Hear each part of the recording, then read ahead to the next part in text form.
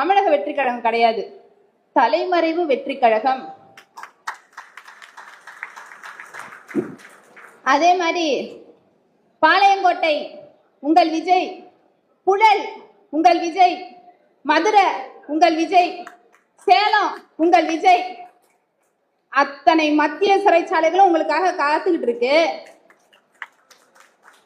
நீ இரங்கல் செய்தி விடுற, முதல்ல இரங்கல் செய்தியில நன்றிங்கிற வார்த்தை இவர்கிட்ட தான் பார்த்தேன். இன்னொரு பக்கம் பெத்து வளர்த்து ஆளாக்கின அப்பா வீட்டிலேயே ஒட்டு கேட்பு கருவி வச்ச ஐயா அன்புமணி ஒரு பக்கம், இன்னொரு பக்கம் நம்ம கைப்புல அண்ணா அண்ணாமலை அவர்கள் ஒரு பக்கம், இவங்க எல்லாம் முட்டு கொடுத்துட்டு இருக்காங்க.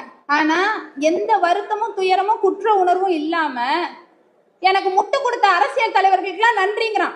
இப்படி மௌனமே குரலாயிருந்து குரல் வலை நசுக்கப்பட்ட பெண் சமூகத்திலிருந்து இன்றைக்கு மேடை ஏறி என்னுடைய குரல் உங்கள் மௌனத்தின் மத்தியிலே ஒலிக்கிறதுனா இந்த உரிமையை பெற்று தந்ததுதான் இந்த இயக்கம். உயிர் பறிபோன சம்பவம்லாம் இன்னும் அந்த தாக்கத்திலேருந்து வெளில வர முடியல.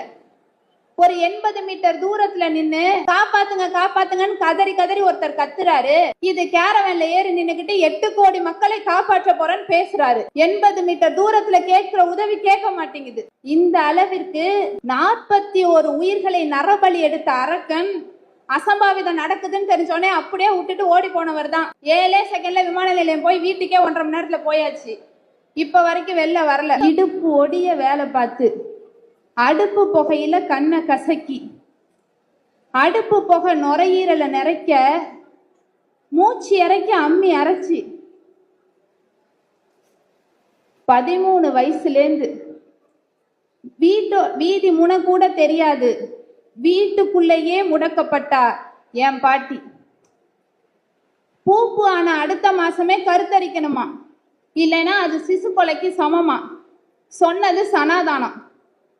இந்த சனாதான தர்மிகரோட ஆகச்சிறந்த சாதனையில 13 வயசுலேருந்து வருஷத்துக்கு ஒன்னா 12 பிள்ளைகளை பெத்தெடுத்தா என் பாட்டி. கர்ப்பப்பை நஞ்சே போச்சு. அந்த 12ல ஒன்னா வந்த என் அம்மா அடிச்சு புடிச்சு பள்ளிக்கூடம் போயிட்டாங்க. 7வது படிக்கும் போது பெரிய மனுஷி ஆயிட்டாங்க. பருவம் வந்த பொண்ணு பள்ளிக்கூடம் போனா தப்பு, ஏட்ட தொட்டா தீட்டுன்னு சொன்னதும் சனாதானம்.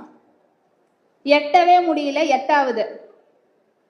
இந்த சனாதானத்தை சட்டுன்னு ஏத்துக்கிட்ட இந்த சமூகத்தின் பொட்டிலே அடித்து புரட்டியை பிடித்து கேள்வி கேட்டவர் தான் தந்தை பெரியார்.